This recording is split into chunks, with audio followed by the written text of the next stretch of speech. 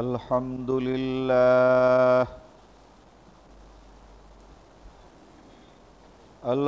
لله نحمده ونستعينه ونستغفره ونؤمن به ونتوكل عليه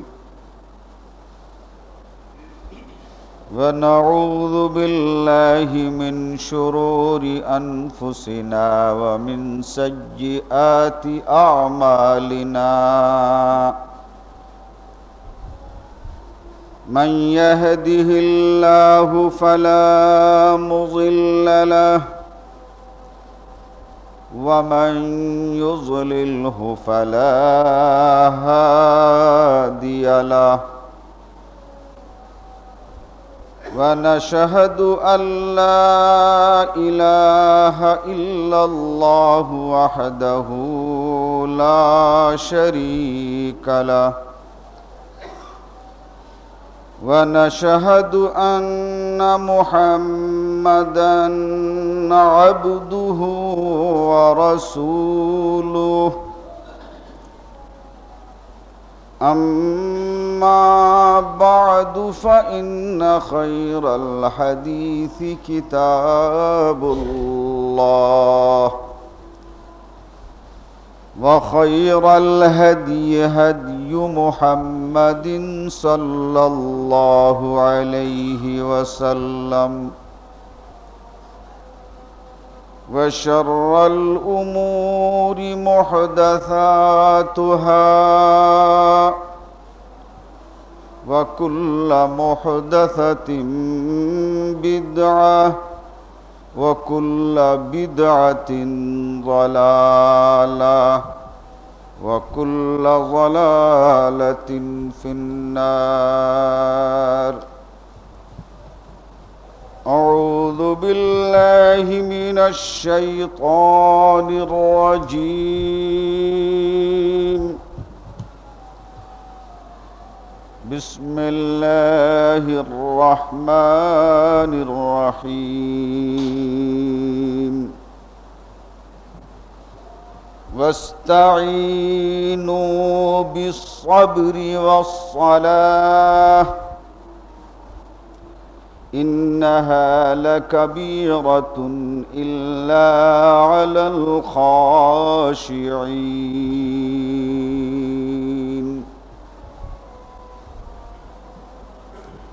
আল্লাহ রব্বুল আলামিনের লাখ লাখ শুকর যে আজকার এই জুমাতে আমরা শরীক হতে পেরেছি।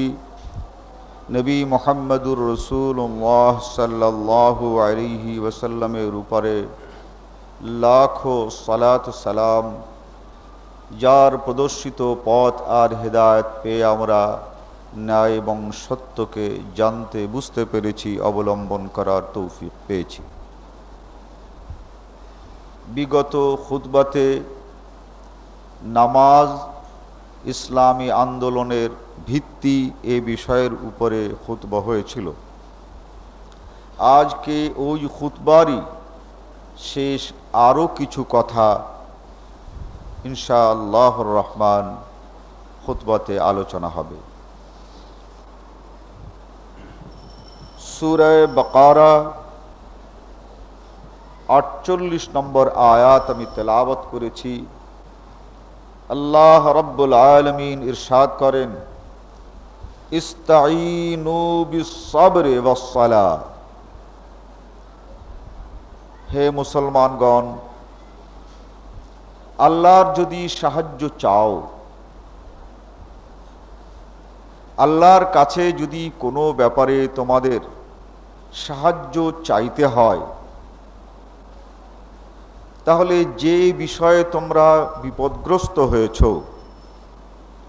বিস-সাবর, সেই বিপদ দেখে বিচলিত হবে না। বিপদ যতই শক্ত এবং কঠিন হোক, তোমরা দৃঢ় থাকো। সাবর আরবি শব্দ, বাংলায় এর কোনো প্রতিশব্দ নেই। বাংলায় সচরাচর অর্থ করা হয়ে থাকে ধৈর্য সবরের অর্থ যদি ধৈর্য করা হয়, তাহলে সবরের বাস্তব যে অর্থ তার 100 ভাগের 25 ভাগও তাতে আদায় হয় না। সবর আরবিতে এর নাম হচ্ছে সুবাত।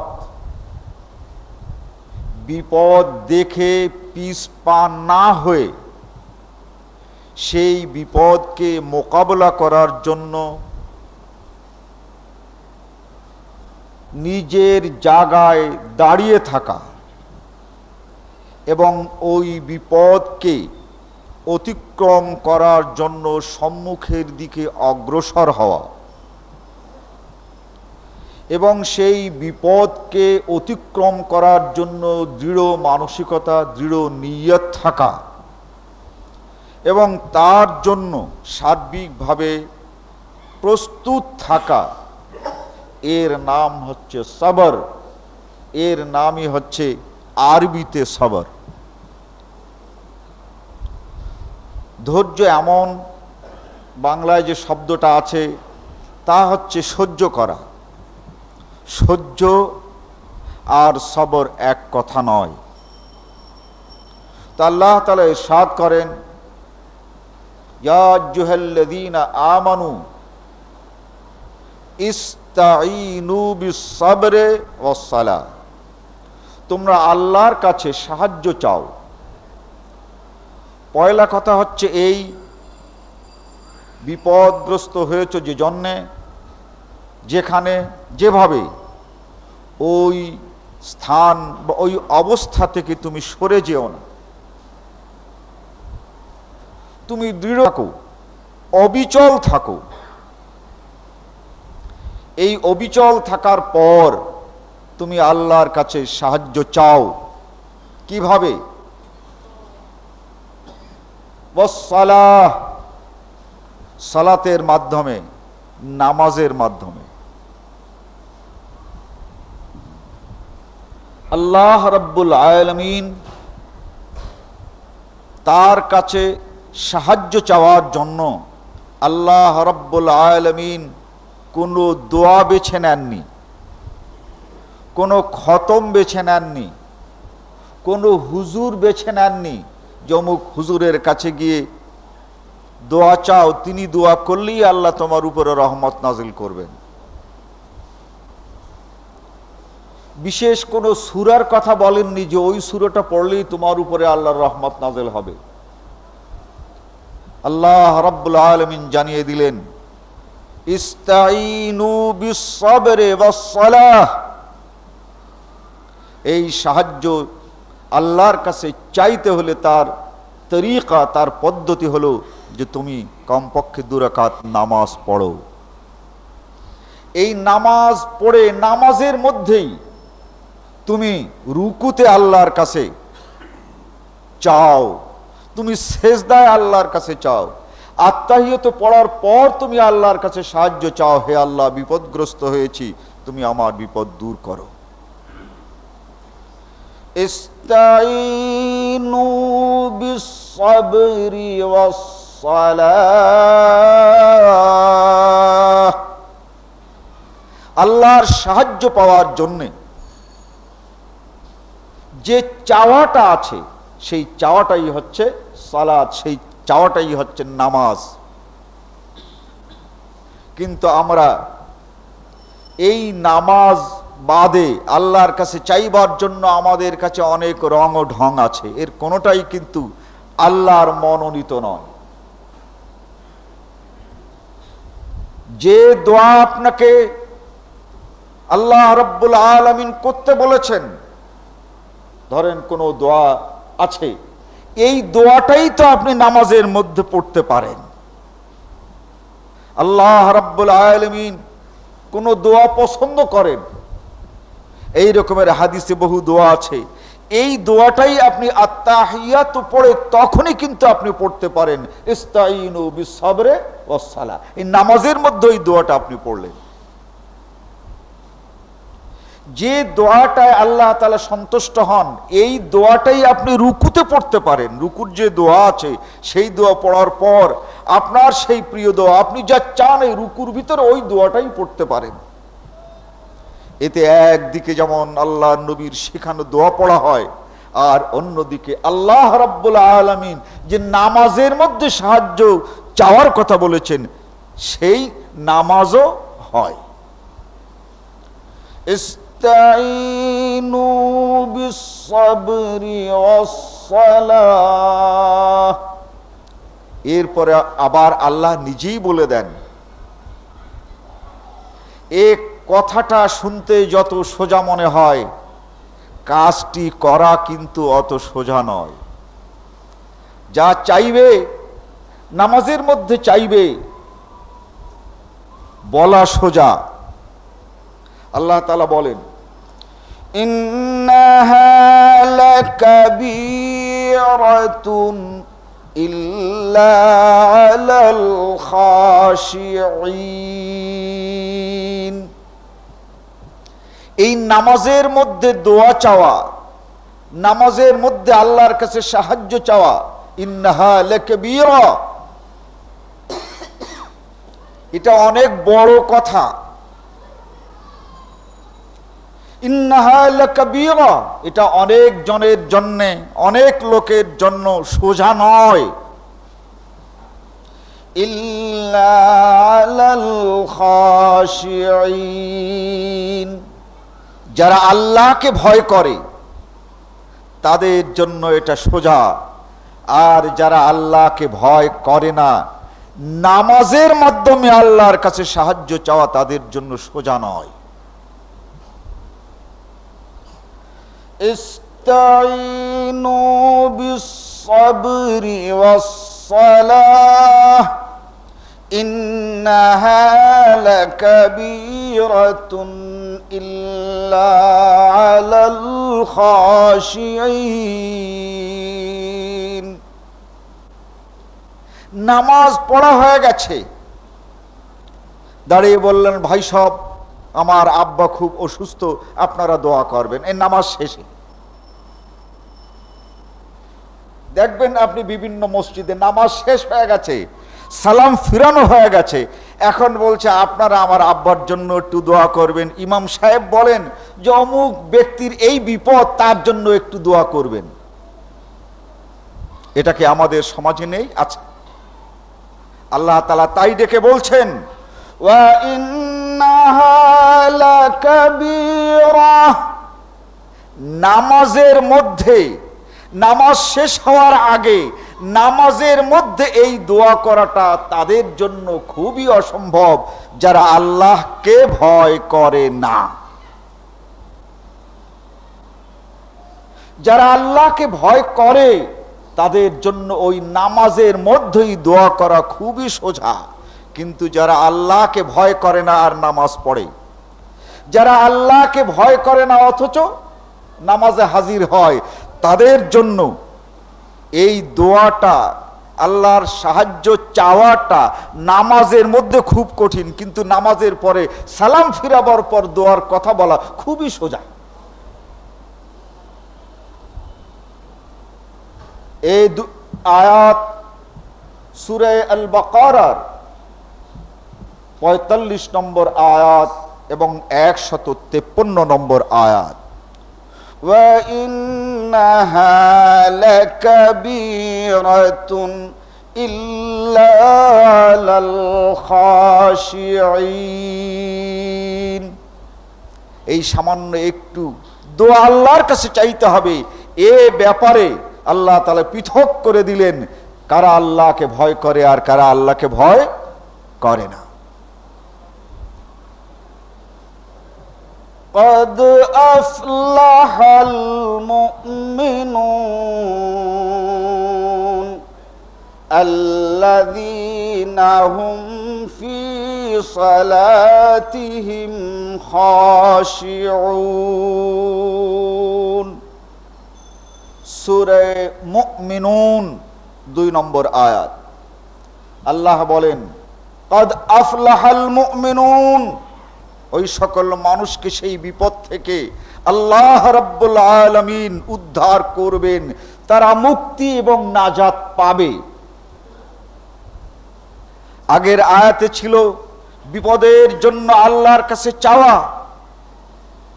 এ আয়াতে এই বিপদ থেকে রক্ষা পাবে কোন ঈমানদারগণ? আল্লাযীনা হুম ফি সালাতিহিম খাশিউন, যে সকল মানুষ নামাজের মধ্যেই আল্লাহকে সবচেয়ে বেশি ভয় পায়। ভয় তারা সবচেয়ে বেশি পায় কোথায়? নামাজের বাইরে নয়, নামাজের মধ্যে। এই নামাজ আদায় করার জন্য, এই ইবাদতকে করবার জন্য আল্লাহ নবী একটি পথ নির্দেশনা আমাদেরকে দিয়েছেন। আপনারা মিশকাত শরীফ এর ১ম নম্বর খণ্ড ২য় নম্বর হাদিস, অথবা কোনোটায় আছে ১ম নম্বর হাদিস, ইন্নামাল আমালু বিন্নিয়াতকে যে সকল অনুবাদকেরা খুতবার ভিতরে গণ্য করেছেন তাদের জন্য হচ্ছে ২ নম্বর হাদিস। আর যদি ইন্নামাল আমালু বিন্নিয়াতকে যদি নম্বর দিয়ে গুনে থাকেন তাহলে ইন্নামাল আমালু বিন্নিয়াত ১লা নম্বর হাদিস। এর পরের হাদিসের মধ্যে হযরতে জিবরিল আলাইহিস সালাতু ওয়াস সালাম তিনি আল্লাহর নবীকে জিজ্ঞাসা করেন, আর আল্লাহর নবী উত্তর দেন। এই জিজ্ঞাসা এবং উত্তরের ভিতরে ইবাদত কেমন করে হতে হবে তার একটি দিক নির্দেশনা ওখানে আছে। আল্লাহর নবী ইরশাদ করেন, আনতাবুদাল্লাহ কাআন্নাকা তারাহ, যখন তুমি আল্লাহর ইবাদত করবে, এই নামাজটি যখন শুরু করলে তখন তোমার এই মনের অবস্থা কি হবে? কাআন্নাকা তারাহ, তুমি যেন আল্লাহকে দেখছো। এক শ্রেণীর লোক এই হাদিসটির অপব্যাখ্যা করে বলছে এই দুনিয়াতেও মানুষ আল্লাহকে দেখবে। কথাটা আল্লাহর নবী বলেন কাআন্নাকা তারাহ, দেখতে পারবে না, তবে তোমার মনের অবস্থাটা এমনই সৃষ্টি করতে হবে যেন তুমি আল্লাহকে দেখছো। যেন কাআন্নাকা তারাহ, আল্লাহ সম্পর্কে যে ঈমান আছে এই ঈমানটা নিয়ে আল্লাহকে যদি বাস্তবে দেখতে পারতে তাহলে তোমার মনের অবস্থাটা কেমন হতো? দেখতে তো পারবে না, কিন্তু ওই খেয়ালগুলো, আল্লাহ সম্পর্কে ওই ধ্যান ও ধারণাগুলো, বিশ্বাসগুলোকে সামনে এনে তোমার মনের অবস্থাটা এমন করতে হবে কাআন্নাকা তারা, যেমন তুমি দেখতে পাচ্ছ। ফাইন লাম তাকুন তারাহ, তোমার ধ্যান তুমি যদি এমনটা করতে না পারো যে তুমি আল্লাহকে দেখছো, তাহলে কমপক্ষে এতটুক তোমাকে ভাবতে হবে যে ফাইন্নাহু ইয়ারাক, সেই আল্লাহ তোমাকে দেখছেন।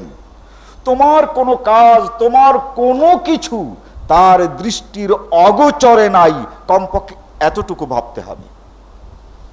ফাইন লাম তাকুন তারাহু ফাইন্নাহু ইয়ারাক, এই ধ্যান ধারণাটা সৃষ্টি করার নামই আরবিতে খাশিয়াত।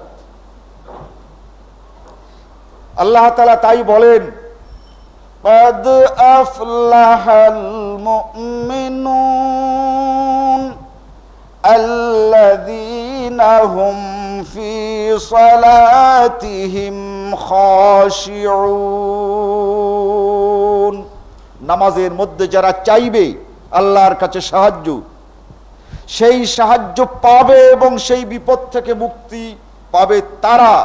ফি সালাতিহিম খাশিউন, যারা আল্লাহ রাব্বুল আলামিনকে নামাজের মধ্যে এই ধরনের ধারণায় আনতে পেরেছে এবং আল্লাহর কাছে সাহায্য চাইতে পেরেছে। যারা এভাবে এই নামাজ আদায় করে নামাজের মধ্যে আল্লাহর কাছে সাহায্য চাইবে, কদ, আল্লাহ তাআলা বলছেন ভুলে যেও না আমি তোমাদের কাছে কখনো কোনো মিথ্যা ওয়াদা করি না। আমি যে কথা বলি সে কথা মিথ্যা নয়। ইন্না লা ইউখলিফুল মিয়াদ। আল্লাহ তাআলা কদ শব্দ দিয়ে বলেন কদ আফলাহা, নিশ্চিত জেনে রাখো সেই ব্যক্তির সেই উদ্দেশ্য সাধন হবে, আমি তাকে সেই ব্যাপারে সাহায্য করব, এতে কোনো সন্দেহ নাই। অতএব সাহায্য আল্লাহর কাছে যেটা চাইতে হবে তার সবচেয়ে বড় মাধ্যম, বড় উপায় হচ্ছে এই সালাত, এই নামাজ। আল্লাহ রাব্বুল আলামিন ইরশাদ করেন হাফিজু আলাস সালাওয়াত ওয়াস সালাতিল উসতা কুমু লিল্লাহি কানিতিন। সূরা বাকারা 238 নম্বর আয়াত। আল্লাহ তাআলা ইরশাদ করেন হাফিজু আলাস সালাওয়াত, তোমরা নামাজের হেফাজত করো।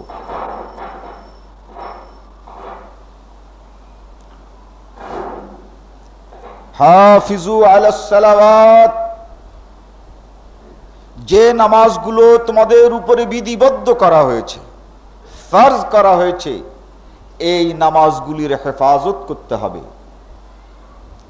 এই নামাজগুলো হেফাজতের জন্য তোমাদেরকে সদা সতর্ক থাকতে হবে। ওয়াসসালাতিল উসতা,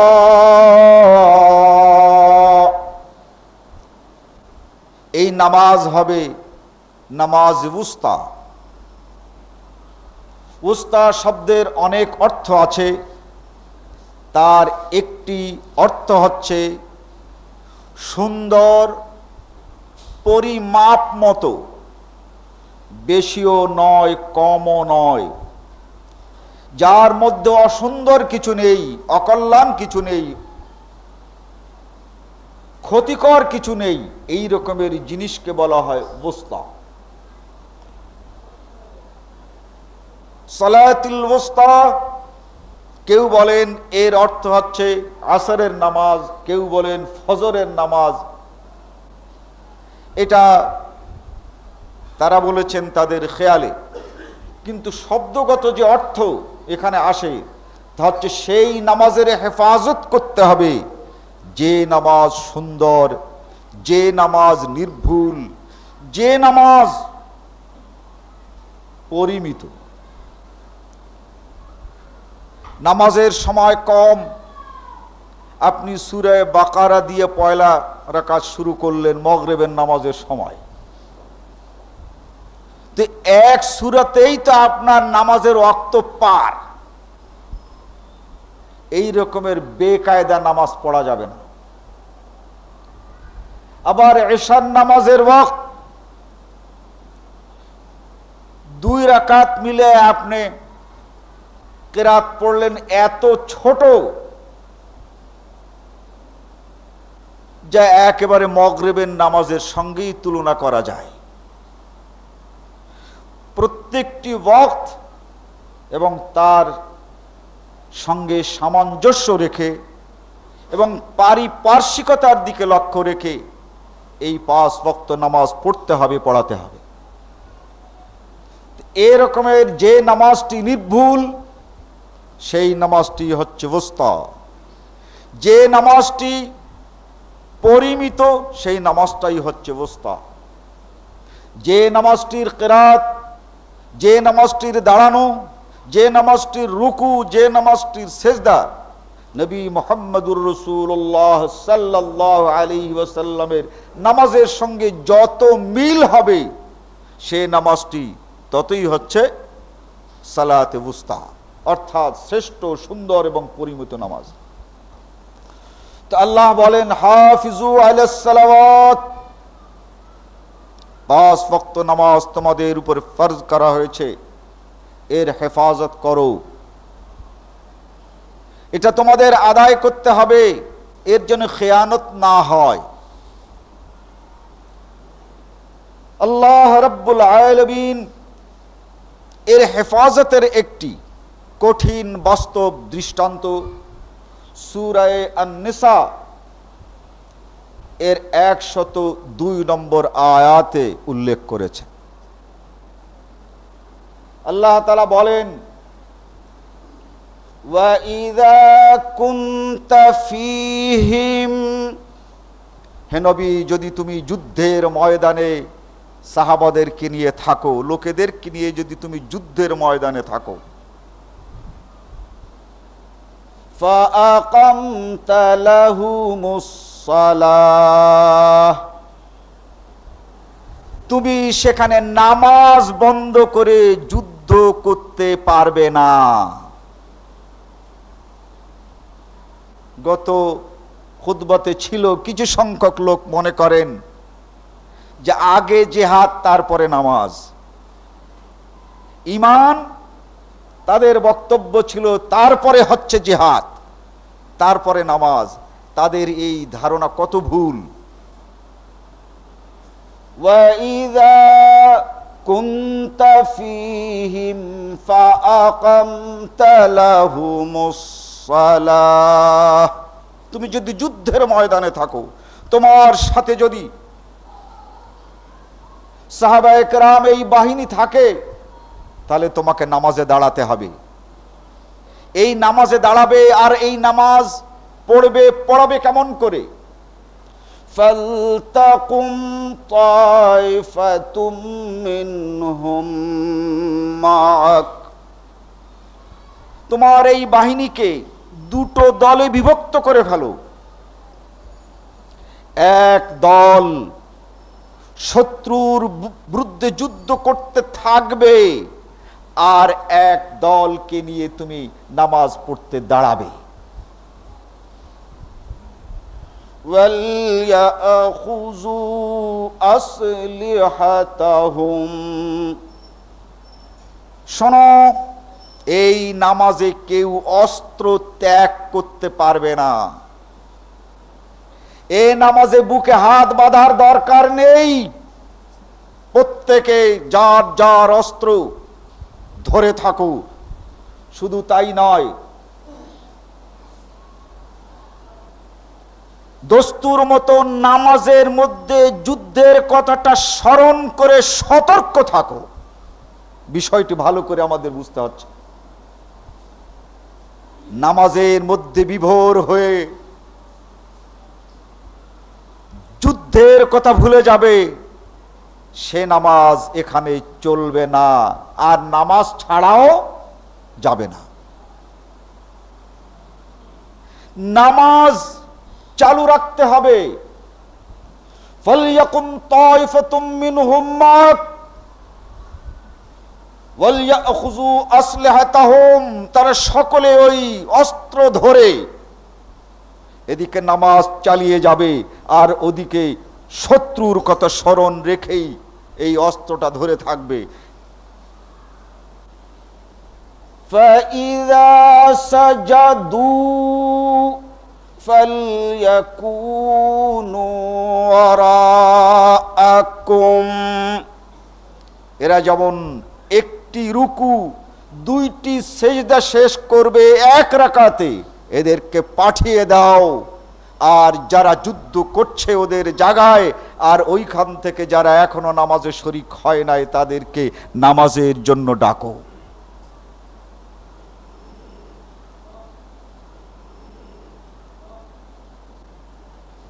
فَلْيَأْتِ طَائِفَةٌ أُخْرَى لَمْ يُصِلُّوا, যারা নামাজ পড়ে নাই ওদেরকে ডাকো। فَلْيَصِلُّوا مَعَكَ, ওরা তোমার সঙ্গে নামাজ পড়ুক। যেমন এক রাকাত পড়ে ওরা চলে গেছে, এইভাবে তোমার সঙ্গে ওরা নামাজ পড়ুক। وَلْيَأْخُذُوا حِذْرَكُمْ وَأَسْلِحَتَهُمْ, وَلْيَأْخُذُوا, তোমাদেরকে ধরে রাখতে হবে ওই অস্ত্র যেমন, ওয়া হিজরাকুম, আর তোমাদের এই সতর্কতাও হারালে চলবে না। তোমার এই অস্ত্র হাতে নিয়ে শত্রুর বিরুদ্ধে সতর্ক থাকবে, আর অন্যদিকে নামাজ পড়বে। এই দ্বিতীয় দলের নামাজ যখন এক রাকাত শেষ হলো, দ্বিতীয় দল যারা যুদ্ধ করছে আর এক রাকাত হয়েছে, ওরা এসে বাকি আর এক রাকাত নামাজ আদায় করবে। ওদের নামাজ যখন শেষ হয়ে যাবে, দ্বিতীয় যারা এক রাকাত পড়েছে তারা এসে আবার এক রাকাত আদায় করবে। তবুও নামাজ ওই যুদ্ধের ময়দানে মওকুফ নাই। কেননা ইন্নাল মুমিনিনা আলাল মুমিনিনা কিতাবাম মাওকুতা। সূরা আন-নিসা 103 নম্বর আয়াত। আল্লাহ বলেন, নামাজের ওয়াক্ত যখন হবে তখন প্রতিটি মুসলমানের উপরে নামাজ পড়া ফরজ। এটা যুদ্ধ। এই নামাজ কেন? আল্লাহ তাআলা নিজে কারণ দর্শিয়ে বলছেন, ওয়াদাল্লাযীনা কাফারু লাউ তাগফালু আন আসলিহাতিকুম ওয়া আমতিআতিকুম ফায়ামিলুনা আলাইকুম মাইলাতান ওয়াহিদ। ওই কাফেররা সব সময়ের জন্যই এটা চায় যে মুসলমানরা একটু গাফেল হোক, লাউ তাগফালু, তোমরা একটু অন্যমনস্ক হও, আর এই অন্যমনস্কতার মধ্যে তোমাদেরকে আক্রমণ করে তোমাদের অস্ত্র আর যুদ্ধের সম্পদ তারা কেড়ে নিয়ে যেতে পারে। অতএব নামাজ তোমাদের আদায় করতে হবে, আর নামাজের মধ্যেই যুদ্ধের কথা মনে রেখে সতর্ক থাকতে হবে। অতএব জিহাদ প্রথম নয়, আগে নামাজ, তারপরে জিহাদ। এই নামাজ এত কঠোর নামাজ, এই নামাজ যেমন মুসলমানেরা আদায় করে, তেমন আরেক শ্রেণীর লোক আছে, দেখতে যারা মুসলমান কিন্তু অন্তর যাদের মুসলমান নয়, তারাও কিন্তু আদায় করে। যেহেতু অন্তরের মধ্যে তাদের ঈমান নেই, তবু তারা নামাজ পড়তে আসে। আল্লাহ তাআলা বলেন, মুসলমান তোমাদের ভয় পাওয়ার কারণ নাই। ঈমান মনের ব্যাপার হলেও আমি এমন একটি ব্যবস্থা করে রেখেছি যে ওদের দেখা নামাজেই তোমরা বুঝতে পারবে যে কে ঈমানদার আর কে বেঈমান। নামাজ পড়তে থাকুক, ওর মধ্যেই তুমি টের পেয়ে যাবে। সূরা আন-নিসা 142 নম্বর আয়াতে আল্লাহ তাআলা ইরশাদ করেন, ইন্নাল মুনাফিকিনা ইউখাদিউনাল্লাহ। ইন্নাল মুনাফিকিন, যারা মুনাফিক,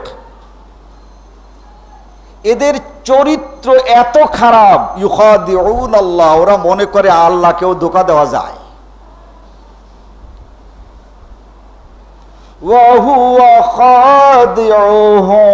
আসলে যে ওরা নিজেরা ধোঁকা খাচ্ছে, আল্লাহকে ধোঁকা দেওয়ার চেষ্টা করে, এই জ্ঞানটুকু ওদের নাই। وَإِذَا قَامُوا إِلَى الصَّلَاةِ قَامُوا كُسَالَى। দেখবে এরা যখন নামাজ পড়তে দাঁড়ায়, কামু ইলা সালাত, কামু কুসালা, বহু কিছু এর ভিতরে নাই। আল কাসলুল ফাতার, ফাতারা ইয়াফতুরু, তে দিয়ে, এর অর্থ হচ্ছে যে জিনিসের মধ্যে যা থাকা দরকার তা না থাকার নামই হচ্ছে আল ফাতর। একটি ঘড়ির ভিতরে যে পার্টসগুলো থাকা দরকার এর সবগুলো যার মধ্যে আছে, ঘড়িটা ঠিক আছে। যখন চলে নাড়াচাড়া পেলে চলে, আবার টেবিলের উপরে রাখলে বন্ধ হয়ে যায়, তার মানে ওর একটা জিনিস নাই। রেডিওটা চলে কিন্তু ওই চলতে চলতে বন্ধ হয়ে যায়, আবার ওই ধাক্কা ধক্কা দিলে চলে। বলে কেন? ওর ভিতরে একটা জিনিস নাই। ঠিক এই রকমের একটা পূর্ণাঙ্গ জিনিস থেকে যখন কোনো জিনিস কমে যায় তাকে আরবিতে বলা হয় ফুতুর। তৈ দিয়ে না, তে দিয়ে। তো আল্লাহ তাআলা বলেন ওয়াইযা কামু ইলাস সালাহ, এরা যখন নামাজ পড়তে দাঁড়ায় দেখবে এদের নামাজের মধ্যে অনেক কিছু নাই। নাই তুমি বুঝলে কেমন করে? আল্লাহ রাসূলের ইরশাদ করেছেন সাল্লু কামা রাআইতুমুনি উসাল্লি, নামাজ সেভাবে আদায় করো যেমন তোমরা আমাকে নামাজ আদায় করতে দেখেছো। যখন এরা নামাজ পড়তে দাঁড়াবে আল্লাহ রসুলের নামাজের মধ্য থেকে দেখবে এই একটা নাই, নামাজ আরো চালায় তার ফলে তা আর একটা নাই, তারপরে আরো চালায় তা আরো একটা নাই। এই রকমের মুনাফিকদের নামাজ আর ইমানদারদের নামাজের মধ্যে পার্থক্য হচ্ছে এই যে রসুলের নামাজের মধ্য থেকে অনেক জিনিস এক শ্রেণীর লোকেদের নামাজের মধ্যে পাবে না, আর এক শ্রেণীর লোকেদের মধ্যে রসুলের নামাজে যা যা ছিল সব কিছুই আছে। যখন তুমি পাবে না এটা তো তোমার চোখের সামনেই হবে, অতএব ওই লোকটা যে মুনাফিক বাঁচতে তোমার কোনো অসুবিধা হবে না। وَإِذَا قَامُوا إِلَى الصَّلَاةِ قَامُوا كُسَالَى, আল্লাহর নবী যেখানে ইন্তেকাল করেছেন সেই কবরের পাশে মসজিদ আছে, সেখানে আল্লাহর নবীর নামাজ পড়া হয়। আবার আমাদের দেশের মসজিদগুলোতেও নামাজ পড়া হয়। তো আল্লাহর নবীর সেই কবরের কাছে যে মসজিদ, সেই মসজিদের সঙ্গে গুনে গেথে দেখেন আমাদের দেশের মসজিদগুলোর নামাজে অনেকটাই নাই। তাহলে আমাদের দেশের এই নামাজ, এটা কি ইমানদারদের নামাজ? এটা যদি ইমানদারদের নামাজ হয়, ইমানের নামাজ হয়, মুনাফিকদের না হয়, তা মসজিদে নববীতে যে নামাজটা আছে ওই নামাজটা কাদের নামাজ? ওই নামাজটা যদি ইমানদারদের নামাজ হয় তাহলে ওই নামাজের মধ্যে নাই এমন কিছু নাই যা নবী মুহাম্মদুর রাসূলুল্লাহ সাল্লাল্লাহু আলাইহি ওয়াসাল্লামের নামাজের মধ্যে ছিল। অর্থাৎ আল্লাহর নবীর নামাজের মধ্যে যা যা ছিল মসজিদে নববীর নামাজের মধ্যে তা সবটাই আছে। কিন্তু আমার দেশের নামাজের মধ্যে যদি আমরা দেখি তাহলে দেখতে পাবো যে মসজিদে নববীর নামাজের শুরু থেকে শেষ পর্যন্ত যা যা আছে আমার দেশের মসজিদের নামাজের মধ্যে তা নাই। এখন যদি বলি যে আমাদের দেশের নামাজই ইমানদারদের নামাজ, তা নাউজুবিল্লাহ বলতে হয় মদিনার নামাজটা মুনাফিকদের নামাজ। আর যদি মদিনার নামাজটা যদি ইমানদারদের নামাজ হয় তা আমাদের দেশের মসজিদগুলোর নামাজটা মুনাফিকদের নামাজ। আল্লাহ তাআলা তাই বলেন وَإِذَا قَامُوا إِلَى الصَّلَاةِ قَامُوا كُسَالَى, দেখবে মুনাফিকদের এই নামাজের মধ্যে অনেক কিছু কম আছে যা আল্লাহর নবীর নামাজের মধ্যে ছিল। তো প্রশ্ন ওঠে এই নামাজ যখন হয় না তো নামাজ পড়ে কেন? এই নামাজটা পড়ে কেন? উপরের আয়াতেও আল্লাহ বলেছেন ইউখাদিউন আল্লাহ, আল্লাহকে ধোঁকা দিতে চায়। আল্লাহ নামাজ পড়ে গেলাম, তো আল্লাহ তো ধোঁকা খান না। তাহলে এই নামাজটা পড়ার উদ্দেশ্যটা কি? এই নামাজটা পড়ার উদ্দেশ্য হচ্ছে আল্লাহকে ধোঁকা দেয়া না, বরং অন্যান্য যারা নামাজি, নামাজ পড়ে তাদেরকে ধোঁকা দেওয়া, যে তোমরাও নামাজ পড়ো আমরাও নামাজ পড়ি। আল্লাহ তাআলা তাই বলছেন ইয়ারাউনান নাস, এরা যে নামাজটা পড়ছে, যে নামাজের সঙ্গে রাসূলের নামাজের মিল নাই, যে নামাজের মধ্যে অনেক কিছু নাই, এই নামাজটা এজন্য পড়ছে ইউরাউনান নাস, মানুষকে দেখাবার জন্য, আল্লাহর কাছে নামাজ হওয়ার জন্য নয়। আল্লাহ তাআলা এই কথাটাকে আরো একটু ভালো করে বুঝাচ্ছেন, লা ইয়াযকুরুনাল্লাহা ইল্লা কালিলা, এই নামাজের মধ্যে ওরা আল্লাহকে একটু স্মরণ করে নাই। লা ইয়াযকুরুনাল্লাহা ইল্লা কালিলা, ও আল্লাহকে স্মরণ করে নামাজ পড়ে নাই। ইউরাউনান নাস, মানুষকে দেখাবার জন্য নামাজ পড়েছে। ইউরাউনান নাস, আল্লাহর কথা। যদি আল্লাহকে সন্তুষ্ট করার জন্যই নামাজটা হয়ে থাকে, তাহলে সেই নামাজের মধ্যে, নামাজ শিক্ষাদাতাই পৃথিবীর বুকে প্রথম নবী মুহাম্মদুর রাসূলুল্লাহ সাল্লাল্লাহু আলাইহি ওয়াসাল্লামের নামাজের চেয়ে কম থাকবে কেন? কেন কম থাকবে? এই জন্য কম থাকতেই যে হবে, যেহেতু এরা মুসলমান নয়, মুনাফিক। মুনাফিকের নামাজ যদি পরিপূর্ণ হয়ে যায়, আর মুসলমানের নামাজ যখন পরিপূর্ণ হয়ে যাবে, তখন কোন মুসলমান মানুষের অন্তর চিরে বুঝতে পারবে না যে এটা মুসলমান না মুনাফিক। একটি খাঁটি মুসলমান যদি পরিপূর্ণ নামাজ পড়েন, আর একটি মুনাফিক যদি পরিপূর্ণ নামাজ পড়ে, তাহলে সমাজের মধ্যে যে বিশৃঙ্খলা দেখা দেবে, একটু চিন্তা করুন।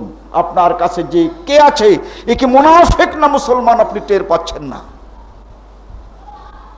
এই বিপদ থেকে মুসলিম মিল্লাতকে উদ্ধার করার জন্য আল্লাহ রাব্বুল আলামিন মুনাফিকদের চরিত্র এমন সৃষ্টি করেছেন, কামু কুসালা, তারা যখন নামাজ পড়বে তখন রাসূলের নামাজ থেকে অনেক তাদের কম থাকবে। তাহলে নামাজ পড়ছে কেন? আল্লাহ নিজেই জবাব দিচ্ছেন, ইয়ারাউনান নাস, মানুষকে দেখাবার জন্য নামাজ পড়ছে। আল্লাহ তাআলা আবার বলেন, ওরা মুখে যত নামাজের এই সূরা কালাম পড়ুক না কেন, লা ইয়াযকুরুনাল্লাহা ইল্লা কালিলা, ওরা আল্লাহকে স্মরণ করে কিছুই করে নাই, মানুষকে দেখাবার জন্য লম্বা লম্বা কিরাত পড়েছে। মানুষকে দেখাবার জন্য ওরা লম্বা লম্বা সেজদা করেছে, মানুষকে দেখাবার জন্য লম্বা লম্বা রুকু করেছে। আল্লাহ রাব্বুল আলামিন ইরশাদ করেন, ওয়ালা ইয়াতুনাস সালাতা ইল্লা ওয়া হুম কুসালা, সূরা তাওবা 54 নম্বর আয়াত। লা ইয়াতুনাস সালাতা ইল্লা ওয়া হুম কুসালা, নামাজের মধ্যে কোনো অসুবিধার জন্য কোনো জিনিস বাদ দেয় নাই। আল্লাহ তাআলা কিভাবে বলছেন? হঠাৎ করে নামাজের মধ্যে তার পায়ের ব্যথা শুরু হয়ে গেল, নামাজে দাঁড়িয়ে নামাজ পড়া ফরজ, তাই সে বসে বসে নামাজ পড়ছে, এ কিন্তু না, তোমরা এই কথা ভেবো না। ওই যে নামাজ, তার মধ্যে আল্লাহর নবী যা করেছেন তা কম করছে কেন? ওয়ালা ইয়াতুনাস সালাতা ইল্লা ওয়া হুম কুসালা, নামাজ পড়ার আগেই ওরা সিদ্ধান্ত নিয়েছে, নামাজ পড়ার আগেই মশলা শিক্ষা করে নিয়েছে যে এগুলো নামাজে লাগবে না। নামাজ যে পড়বে, এই নামাজের আগে লা ইয়াতুনাস সালাত, ওরা নামাজ পড়তে আসে না, ইল্লা ওয়া হুম কুসালা, আগেই কি কি নামাজে করবে না ওটা আগেই সিদ্ধান্ত নিয়েছে, ওরা আগেই মশলা ওটা মশলা করে নিয়েছে, ওটা নীতি করে নিয়েছে। তাই আগে থেকেই বলছে যে নামাজের মধ্যে রফল ইয়াদাইন করা লাগবে না, ওটা ছাড়াও নামাজ হয়। ওরা সিদ্ধান্ত নিয়ে নিয়েছে যে নামাজের মধ্যে জোরে আমিন না বললেও নামাজ হয়। লা ইয়াতুনাস সালাতা ইল্লা ওয়া হুম কুসালা, নামাজের মধ্যে ভুল করে অথবা নামাজের মধ্যে কোনো অসুবিধার জন্য এগুলো বাদ দেয় নাই। লা ইয়াতুনাস সালাতা ইল্লা ওয়া হুম কুসালা, ওরা আগে থেকেই জেনে শুনে আল্লাহর নবীর নামাজের মধ্য থেকে এইগুলো বাদ দিয়ে তারপরে নামাজ পড়তে এসেছে। হে মুসলমান, তোমরা চিনে নাও এদেরকে, বেছে নাও এদেরকে।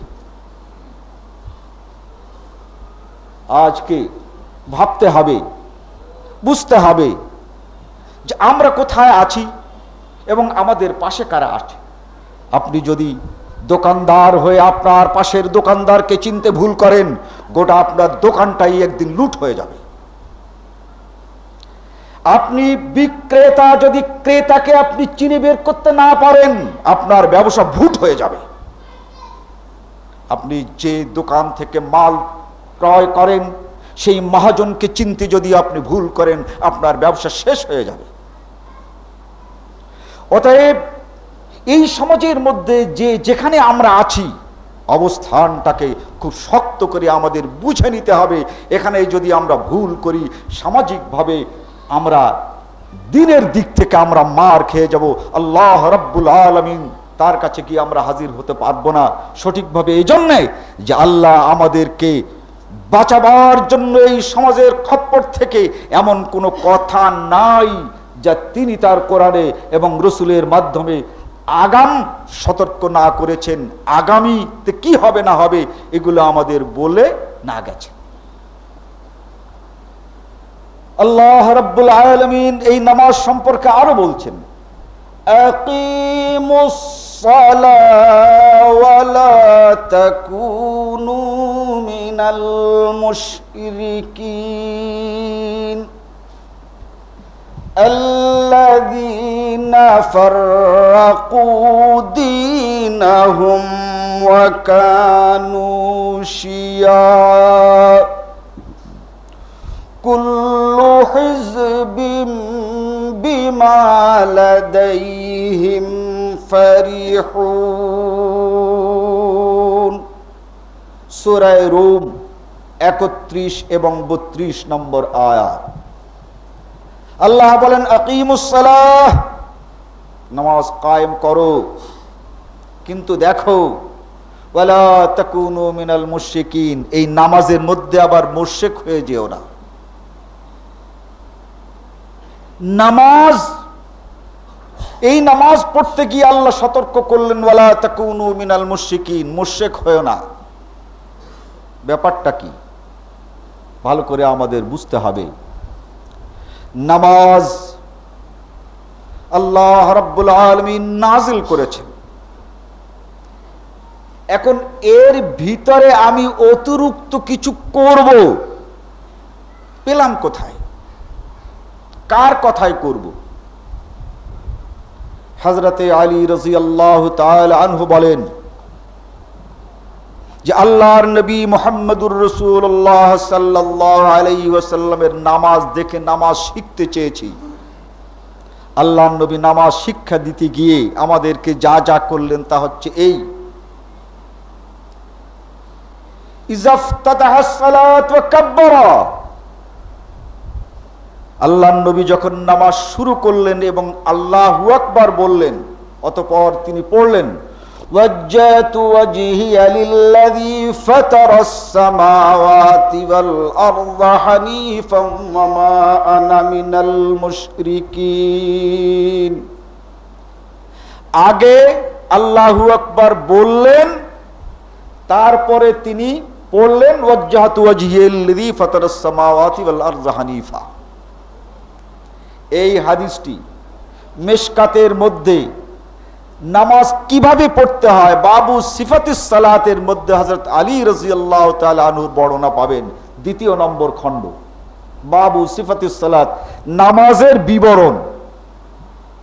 কিন্তু আমাদের দেশে নামাজ চালু আছে, যায় নামাজে দাঁড়িয়ে পড়েন ইন্নী ওয়াজ্জাহাতু ওয়াজহিয়া লিল্লাযী ফাতারাস সামাওয়াতি ওয়াল আরযা হানিফাও ওয়া মা আনা মিনাল মুশরিকিন, আল্লাহু আকবার।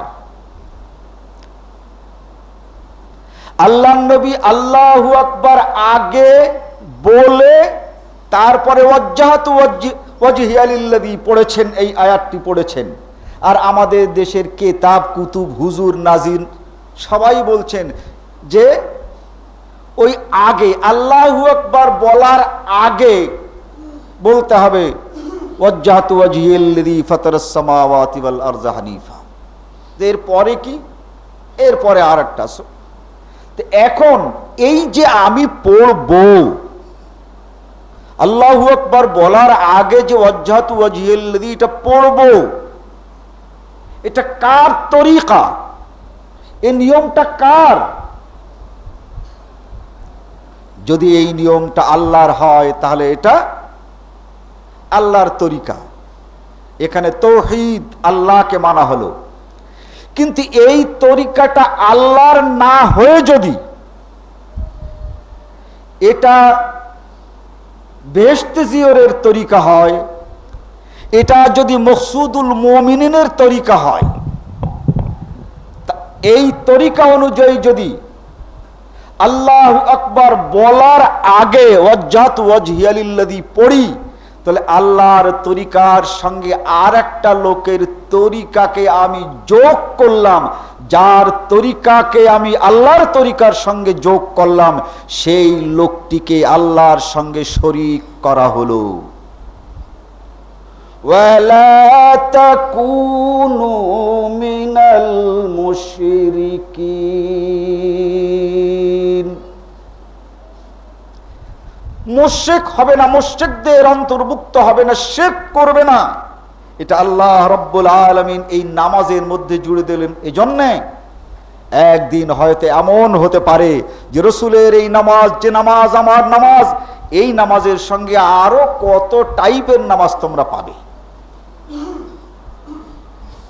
অতএব এই রাসূলের নামাজের সঙ্গে আর কারো নামাজের কোনোদিন মিল না হয়, এটা আমাদের লক্ষ্য রাখতে হবে। এই মিল হলেই ওই নামাজটির মধ্যে শিরক চলে আসবে। আর যদি কেবলমাত্র আল্লাহর রাসূলের নামাজের সঙ্গে মিল হয়, তাহলে সেটা আল্লাহ রাব্বুল আলামিনের নামাজ হবে, তাওহীদ হবে। আল্লাহ রাব্বুল আলামিন ইরশাদ করেন সূরা আলা, قد أفلح من تزكى وذكر اسم ربه فصلى। এই যে নামাজ তোমরা কায়েম করবে, এর আগে করবে কি? এর আগে কিছুক্ষণ গল্প গুজব করবে, মসজিদে আসবে, 2 রাকাত নামাজ পড়েই গল্প শুরু করে দেবে। এরপরে ফের আবার নামাজ পড়বে যখন ইকামত হয়, তাই না? মনে রাখুন সূরা আলা 23 এবং 24 নম্বর আয়াতে আল্লাহ তাআলা ইরশাদ করছেন, قد أفلح من تزكى। ওই সকল মানুষ যারা চরিত্রকে সংশোধন করেছে, قد أفلح, তাদেরকে আমি কামিয়াব করব, মুক্তি দেব। তারা কারা? وذكر اسم ربه فصلى। প্রথমে আল্লাহর জিকির করেছে, অতঃপর আল্লাহর নামাজ পড়েছে। মসজিদে প্রথম যখন ঢুকবে তখনই প্রথমেই তো আল্লাহর জিকির। কি মসজিদে ঢোকার দোয়া আছে না? ঢুকেই সর্বপ্রথম আসসালামু আলাইকুম বলবে।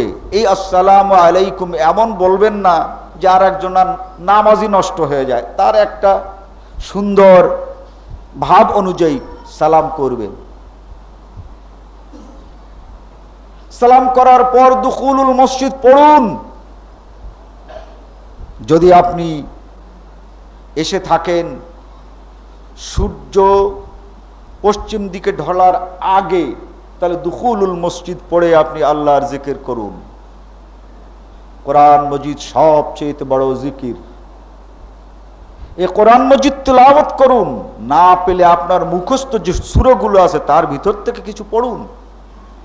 ওয়া যাকারা ইসমা রাব্বিহি, পাগলের মতো দৌড়িয়ে এসেই আল্লাহু আকবার বলে না। দেখেন না, আমাদের কিছু লোক আছে তো কি করে, ওই বাড়ির থেকে আর দোকান থেকে দৌড় দিয়ে আল্লাহু আকবার ইমাম সাহেবের বলার পরে উনি যে আল্লাহু আকবার বলে শুরু করে দিল, এর আগে কিন্তু আল্লাহর কোনো জিকির, আল্লাহর জন্য কিছু করার সুযোগ পেল না। এই রকমের আছে না? নাই, আছে। তা আল্লাহ বলছেন না, সময় বের করে ওই নামাজ যখন শুরু হবে এর আগে তোমাকে পৌঁছাতে হবে। আগে পৌঁছিয়ে দুখুলুল মসজিদ যদি তুমি পড়তে পারো ভালো, এরপরে তুমি ইন্তজার করো, অপেক্ষা করো ফরজ নামাজের আগ পর্যন্ত। দারমি নাম করে একটি হাদিসের কিতাব, তার মধ্যে সহিহ হাদিস আছে। কোন কাজের লোক সে কাজ ফেলে যখন মসজিদে আসে, মসজিদে এসে যখন দেখে যে নামাজের সময় এখনো বাকি, কাজের কথা বারবার মনে পড়ছে, এখনো জামাত কেন শুরু হয় না, ওদিকে জামাতে নামাজ পড়বে আর ওদিকে তার কাজ পড়ে আছে। এই সময় সে যদি নামাজের জন্য অপেক্ষা করে মসজিদে, এই সময়টুকু হচ্ছে জিহাদ ফি সাবিলিল্লাহ। এই সময়টুকুর মূল্য আল্লাহর কাছে আল্লাহর পথে জিহাদ করার মতো, আল্লাহর পথে থাকবার মতো। তার কারণ এই সময়টুকু দারুণ অস্বস্তিকর অবস্থা। ওদিকে দোকানে কাজ ফেলে আসছে আর ওদিকে এখনো হুজুর নামাজ শুরু করছে না। মন চায় যদি আমি ইমাম হতাম তো 5 মিনিটে নামাজ শেষ করে দিয়ে চলে যেতাম। কর্মটা কি, উপায় নাই, এই হুজুর যখন শুরু করে তখনই করতে হবে। এই সময় এই ইন্তজার, এই অপেক্ষাটুকু আল্লাহর কাছে এত মূল্যবান। এই সময়টুকু আল্লাহ রাব্বুল আলামিন এত পছন্দ করেন যে এই সময়টুকুর নাম আল্লাহ রাব্বুল আলামিন জিহাদ ফি সাবিলিল্লাহ দিয়েছে। তাই বলছেন ওয়া যাকারা ইসমা রাব্বিহি ফাসাল্লা, হে নামাজি দৌড়ে এসেই ওই ইমাম সাহেবের বায়েত বাইনি পড়া হয়ে গেছে, এরপরেই আল্লাহু আকবার বলে নামাজ শেষ করে ইমামের সালাম ফেরান হলো, তোমার সালাম ফেরান হলো, তুমি উধাও। এই রকমের করো না। ফাযাকারা ইসমা রাব্বিহি ফাসাল্লা, আগে আসো, একটু সময় হাতে করে আসো, নামাজে এসে 2-1 মিনিট বসো, অপেক্ষা করো। নামাজ যখন শেষ করতে হবে তখন কি করবে? সূরা জুমা 10 নম্বর আয়াত, فَإِذَا قُضِيَتِ الصَّلَاةُ فَانتَشِرُوا فِي الْأَرْضِ وَابْتَغُوا مِنْ فَضْلِ اللَّهِ। নামাজ যখন শেষ হয়ে গেছে, এখন মসজিদে শুয়ে পড়ার জায়গা না, বসেন একটু কথা কই। নামাজ যখন শেষ হয়ে গেছে বেরিয়ে পড়ো এবং হালাল রুজির সন্ধানে যার জায়গায় চলে যাও। ইনশাআল্লাহ রহমান আর 2-1টি বিষয় থাকলো, যদি সম্ভব হয় আগামী কোনো জুমায় আলোচনা করা যাবে। সূরা জুমা 10। আল্লাহ রাব্বুল আলামিন আমাদের ইবাদতগুলোকে এই রকমের তাহকিক নজরে দেখবার তৌফিক দেন। আল্লাহ রাব্বুল আলামিন আমাদেরকে বুঝবার তৌফিক দেন। ওয়া আলাইনা